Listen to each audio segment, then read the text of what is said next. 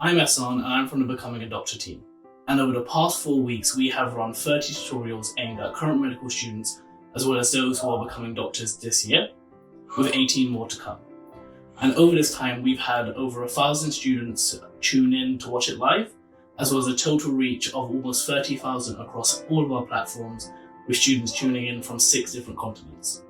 So this idea came as a result of a global Twitter chat we held at the start of the pandemic. And this was aimed at helping medical students figure out how they could get involved during this crisis. And one thing we noticed was a lot of students were running tutorials for their peers to help supplement their university teaching. So we had an idea to create a platform for these students, as well as doctors, to be able to deliver teaching during this crisis. So as a result, we've created over 40 hours of content, which is available on our student hub for students to review at their own leisure.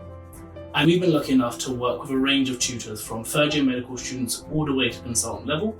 We've been able to deliver tutorials in over 13 different medical and surgical specialties. And we've been able to deliver sessions on key non-clinical skills such as communication and reflective practice.